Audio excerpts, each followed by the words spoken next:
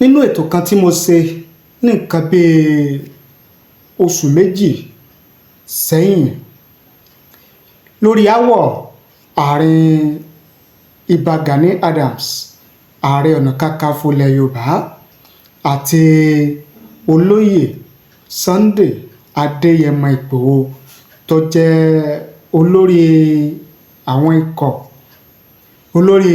ikọ̀ tó ń béèrè fún òmìnira ilẹ̀ Yorùbá, ìyẹn Yorùbá Nation. Mo ṣe àpèjúwe ìjà aáwọ̀ àárín àwọn méjèèjì gẹ́gẹ́ bí ìsàsí fún ilẹ̀ Yorùbá.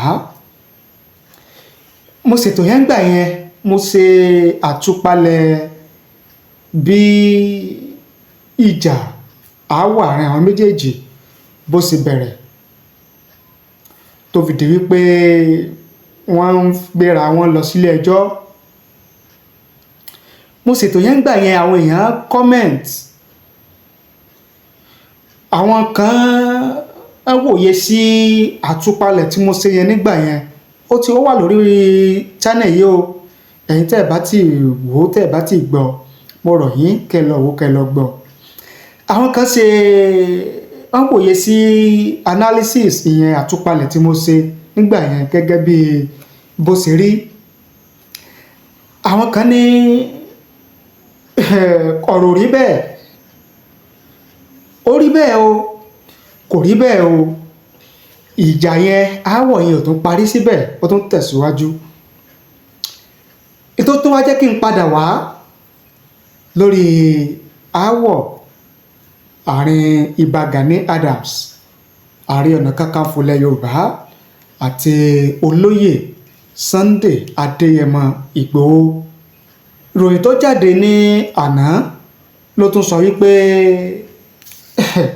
Iba Gani Adams wọ́n ń béèrè owó ìtanràn, owó ìbanilórúkọjẹ́ bílíọ̀nù márùn-ún náírà. Ìròyìn sọ wípé Gani Adams pé Sunday Igboho lẹ́jọ́, ó tún béèrè fún 5 billion naira, bílíọ̀nù márùn-ún náírà. Kí n tó mú èrò àwọn èèyàn àti ìwòye àwọn èèyàn wá fún yín lórí ìròyìn yẹn, ẹ jẹ́ kí n kọ́kọ́ ka n tí ń bẹ nínú ìròyìn yẹn gan. Ìròyìn tó ń lọ káàkiri ni pé Ààrẹ Ọ̀nàkakanfò ilẹ̀ Yorùbá Iba Gani Adams ó ti pe ẹjọ́ tako ajàfẹ́tọ̀ọ́ tó ń pè fún ìdásílẹ̀ Yorùbá Nation, ìyẹn Olóyè Sunday Adéyẹmọ Ìgbòho. Ilé ẹjọ́ gíga nípínlẹ̀ Ọ̀yọ́ ní Iba Gani Adams ló ti pe ẹjọ́ náà tó sì ń béèrè fún bílíọ̀nù márùn-ún náírà lọ́wọ́ Sunday Igboho. Ẹ̀sùn tí Iba Gani Adams tó fi kan Olóyè Sunday Igboho ni pé ó ka ohùn sílẹ̀ lásìkò tí ó ń bá èèyàn kan sọ̀rọ̀ lórí fóònù láì gba àṣẹ lọ́wọ́ òun, tó sì fi fọ́nrán náà sórí ẹ̀rọ ayélujára. Iba Gani Adams ní ìwà náà bà òun lórúkọ jẹ́, tó sì tàbùkù orúkọ òun láwùjọ. Ààrẹ Ọ̀nàkakanfò náà ní òun béèrè fún ẹ̀tọ́ òun lábẹ́ òfin orílẹ̀-èdè Nàìjíríà o. Ó ní ṣíṣe àgbéjáde ohun tí òun àti ẹlòmíràn jọ sọ lórí ẹ̀rọ ìbánisọ̀rọ̀ látọwọ́ Sunday Igboho jẹ́ ohun tó lòdì sí òfin, tó sì jẹ́ ìbanilórúkọjẹ́ fún ipò Ààrẹ Ọ̀nàkakanfò tí òun dìmú nílẹ̀ Yorùbá.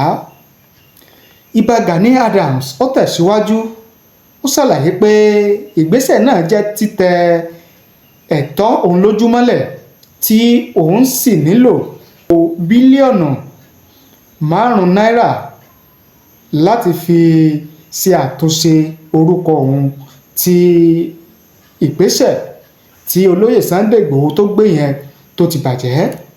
Iba Gani Adams ó ń bẹ̀rẹ̀ pé kí ilé-ẹjọ́ kéde ìwà tí Sunday Igboho hù nínú oṣù kẹrin ọdún 2024 yìí nípa gbígbé ohùn òun sórí ẹ̀rọ ayélujára láì gba àṣẹ lọ́wọ́ òun bí èyí tí kò bá òfin mu rárá. Àtẹ̀jáde kan tí Iba Gani Adams tó fi síta ó ní látìgbà tí Sunday Igboho tó ti fi fọ́nrán náà léde ló ti ń tàbùkù òun lórí ẹ̀rọ ayélujára. Ṣáájú ni Sunday Igboho ti kọ́kọ́ wọ́ Gani Adams lọ sílé ẹjọ́ fẹ̀sùn pé ó pe òun ní agbanipa àti pé òun lọ́wọ́ nínú ikú Bọ́lá Ìgè àti Frayo. Ilé ẹjọ́ gíga nípínlẹ̀ Ọ̀yọ́ ní Sunday Igboho ti pe ẹjọ́ náà nínú oṣù kẹrin ọdún 2024 tẹ́ ẹ bá gbàgbé tẹ́ ẹ bá rántí. Ṣùgbọ́n gẹ́gẹ́ bí ìwòye ti tèmi lórí aáwọ̀ àárín Iba Gani Adams, Aare Onakakanfo àti olóyè Sunday Igboho ó ní wípé olóyè Sunday Igboho wọn ò nílò láti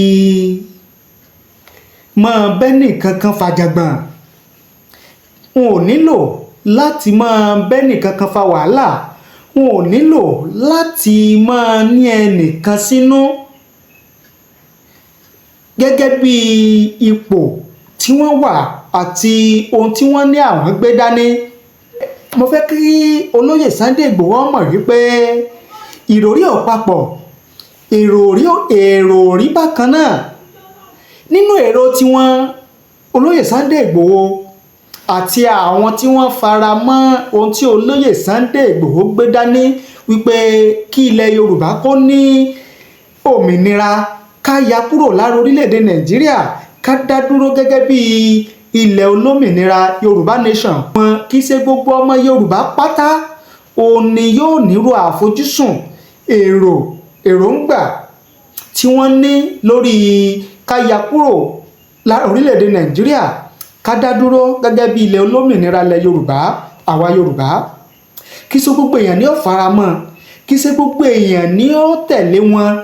Ṣùgbọ́n tí olóyè Sunday Igboho tí wọ́n bá fi sùúrù sí ọ̀rọ̀ yẹn, tí wọ́n bá kọtí ikún sí ọ̀rọ̀ kòbákùngbé tàbí àríwísí àwọn èèyàn léyìí tí kò ní máa dùn mọ́ wọn nú lórí tí wọ́n gbé dání yẹn, tí wọ́n bá ń fi sùúrù rin ìrìn àjò yẹn, àwọn èèyàn ó tún padà gba tiwọn.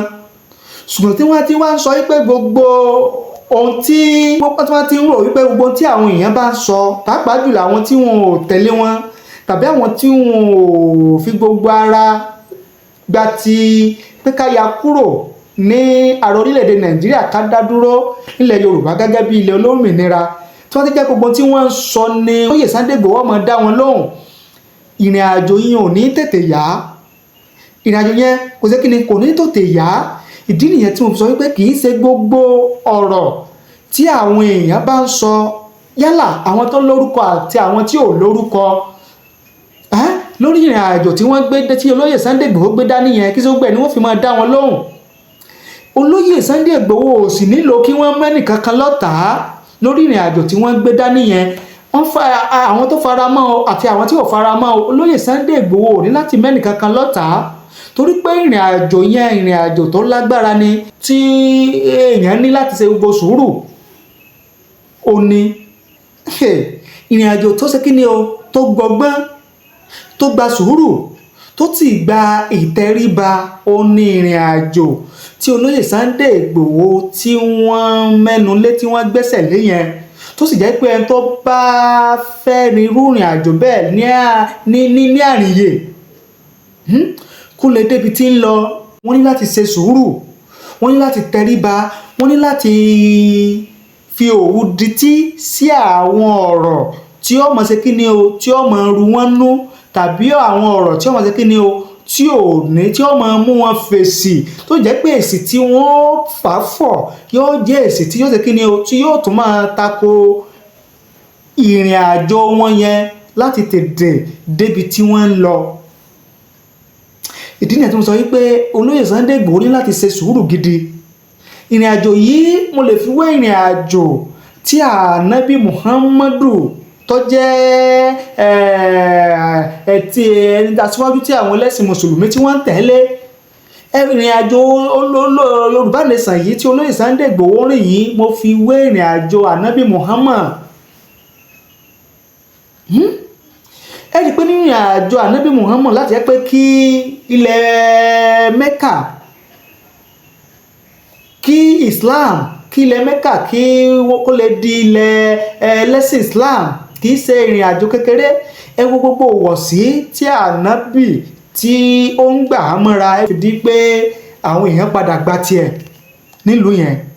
Ara tí ó mú kí ànábì Muhammad rin ìrìn àjò yẹn ní àrìnyè òun ni àwọn nǹkan tó ní bí ìfaradà, ìgbàmọ́ra, ìfẹ́, ìkónimọ́ra, àánú. Àwọn nǹkan tí ànábì lò nìyẹn tó fi rin ìrìn àjò yẹn lárìnyè tó fi ṣàṣeyọrí nínú ìrìn àjò yẹn.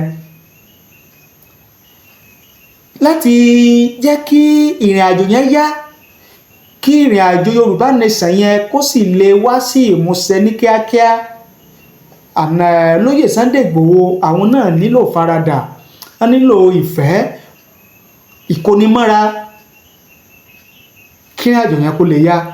Àwọn nǹkan tí wọ́n máa ṣe tí ó fi máa tí àwọn èèyàn yẹn tí wọn ò fẹ́ bá wọn lọ yóò fi máa wí pé pẹ̀lú tọ́mọ yìí ń ṣe pẹ̀lú tẹ́ni yìí ń ṣe ọmọ yẹn ká gbárùkù tì, ọmọ yẹn ká tẹ̀lé. Òun ló yẹ kí olóyè Sunday Igboho máa ṣe níṣe, ló yẹ kán máa wò níwà, ló yẹ kán máa sọ lọ́rọ̀ gẹ́gẹ́ bí ìwòye tó dàbí ìmọ̀ràn ti tèmi nìyẹn. Ẹ ṣé bẹ́ẹ̀ ṣe ń wò wá, ẹ ṣé bẹ́ẹ̀ ṣe ń gbọ́ wá. Oríṣiríṣi àwọn èèyàn ni wọ́n ti wá ń fi ìwòye àti èrò tí wọ́n hàn lórí ohun tó ń ṣẹlẹ̀ tó ń wáyé láàrin olóyè Sunday Igboho àti Iba Gani Adams, Ààrẹ Onakakanfo ilẹ̀ Yorùbá. Ahmed Yekin àwọn ní Ọlọ́run ló mọ ọjọ́ àti ìgbà tí ẹ̀yin ọmọ Yorùbá máa so ọwọ́ pọ̀ fi bára yín gbé ìgbé ayé àlàáfíà. Tẹ́ ẹ̀ bá ja ìjà ẹ̀sìn lónìí, ẹ̀ ja ìjà àgbà lọ́la. Ẹ ṣọ́ra o. Gẹ́gẹ́ bí èrò àti ìwòye Ahmed Yekin ní tiwọn nìyẹn. Bulyamin Ibrahim Orísunmibáre àwọn ní I wonder who gave this man the title Ààrẹ Onakakanfo ilẹ̀ Yorùbá. Ọ̀tá Yorùbá ni Gani Adams lọ́jọ́ tí mo ti mọ̀ ọ́n. Ìwòye àti èrò Bulyamin Ibrahim Orísunmibáre nìyẹn. Mọ́nsúrù Ọ̀jẹ́bọ̀dé àwọn ní ìjà ṣẹ̀ṣẹ̀ bẹ̀rẹ̀ ni láàrin Iba Gani Adams àti olóyè Sunday Igboho. Irọ́ lásán ni Yorùbá nation gẹ́gẹ́ bí ọ̀rọ̀ Mọ́nsúrù Oyèbọ̀dé ní tiwọn nìyẹn àbí Ọ̀jẹ́bọ̀dé. Good Stephen àwọn ní which battle he fight and conquer before the title was given to him, and please who gave Adam this title fa. Gẹ́gẹ́ bí ọ̀rọ̀ Goodness Stephen oníyẹn. Ògúnwálé Sẹ̀rífà Bọ́lá àwọn ní Ọlọ́run á gbà wá o nílẹ̀ Yorùbá. Mutolib Majid Ayọ̀mídé àwọn ní my own little advice is that these two men are on their own. More also, they are doing well. All you need is focus on your own life and make a better future for yourself and your unborn children. these two people no sabi you. If you die for nothing. Biko èrò Mutolib Mojid Ayọ̀mídé ní tiwọn nìyẹn. Àjàyí Ọmọníyì àwọn ní èpè Àwùjalẹ̀ Ìjẹ̀bú àti èpè Àfọ̀njá Ìlọrin still working affecting Yorùbá land. Àwọn ní gbogbo tí ń ṣẹlẹ̀ yìí o nílẹ̀ Yorùbá wọ́n ní èpè Àwùjalẹ̀ Ìjẹ̀bú àti èpè Àfọ̀njá ìlú Ìlọrin ló ń jà lórí ìran Yorùbá tí ò tí kúrò gẹ́gẹ́ bí èrò Àjàyí Ọmọníyì ní tiwọn nìyẹn. Samuel Babatunde àwọn ní so this Yorùbá nation we are fighting for ó mà ṣe o àwọn Yorùbá ni wọ́n tún bára wọn jà yìí àwọn àgbààgbà Ọlọ́run ṣàánú fún wa o. Samuel Babatunde àwọn ni wọ́n sọ yẹn. These guys are not serious. They wanted Oodua nation. They can't submit their self. Who is fully who? Ọ̀rọ̀ Adélọ́dún Ẹniọlá Ọmọlọ́lá ó nìyẹn. Ẹ bá ní pín, ẹ bá ní share rẹ̀ kó lè káàkiri àgbáláyé. Ẹ ṣé o, àdúpẹ́ àmọrírì yín.